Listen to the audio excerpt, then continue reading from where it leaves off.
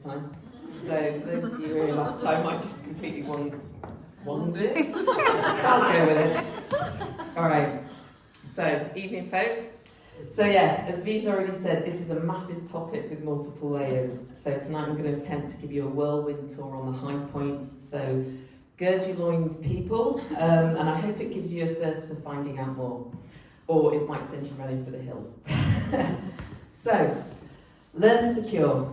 What does it actually mean? Well, there's a few definitions out there, and what I decided to do was merge together one that made more sense, certainly to me. And learn secure is cultivating the ability to build healthy, long-lasting relationships with skills such as empathy, active listening, vulnerability, validation, emotional embodiment, and being comfortable enough in oneself to make mistakes and voice opinions without fear of punishment or rejection. Nice. Thank you. Yeah, I'm quite proud of that. So what I'm going to do is I'm going to take you through a brief introduction to the styles, of which there are 4. Yeah, and I want to state here that everyone has a bit of a mix of these, although we tend to have a tendency to lean towards one particular style. I'm also going to use the most extreme generalizations, although they play out often enough for it to be recognizable. I also want to point out that it's easy to demonize someone's attachment style. So I want to encourage a kind and compassionate perspective here, in that everyone with insecure attachment suffers.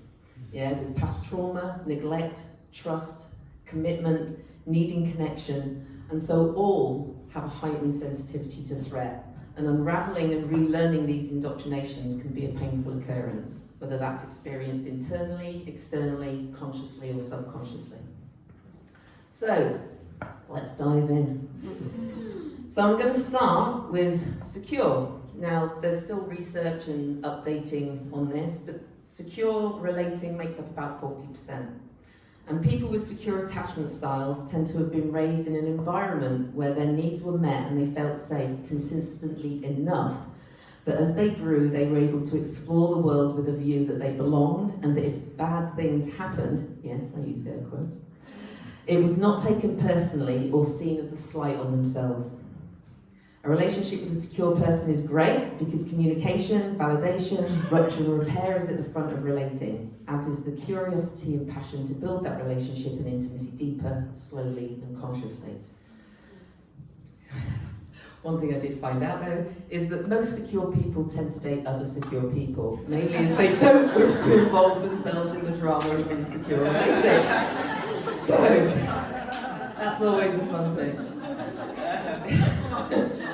But the underlying mindset or belief is, I'm okay, you're okay.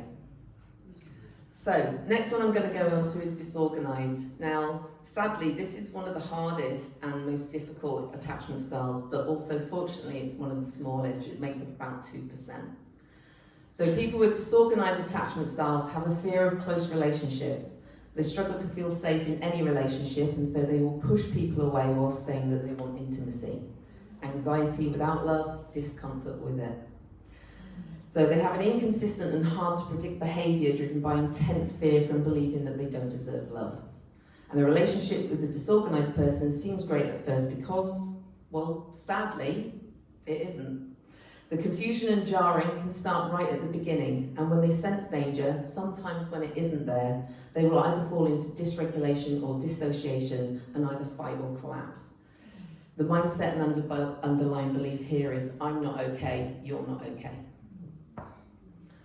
So we're going to go on to anxious, and anxious and avoidant tend to make up the other 58%.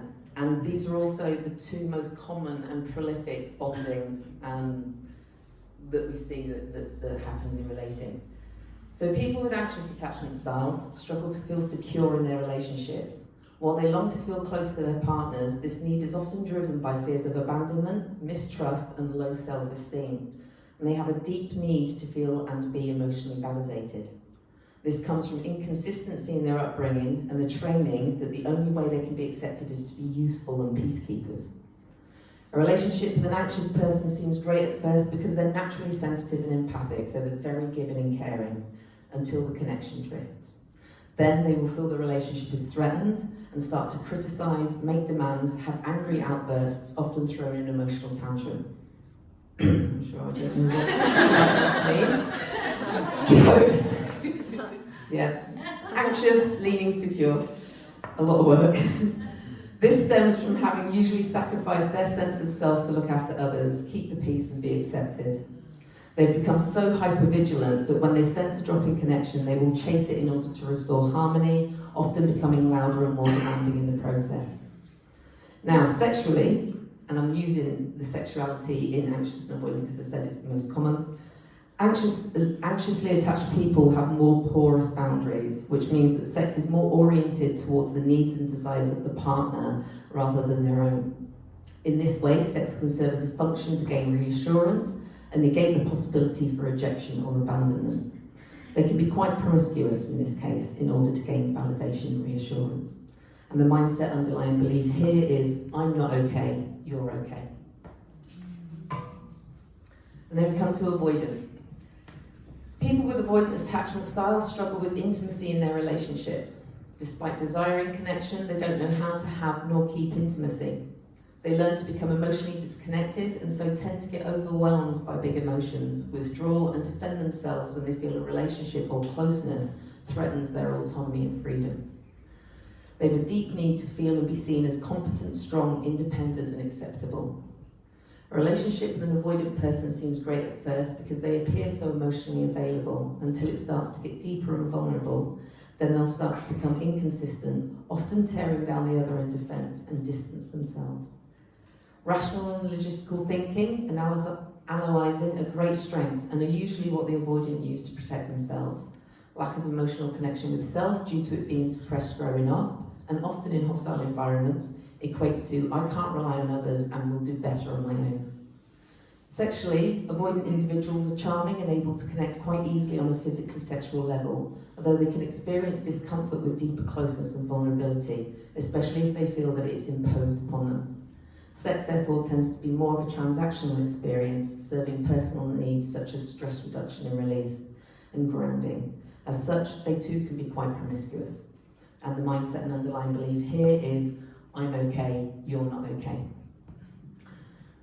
How are we doing? There's a bit of stunned silence. I'm feeling some energy and I'm not quite sure whether you're feeling seen or attacked.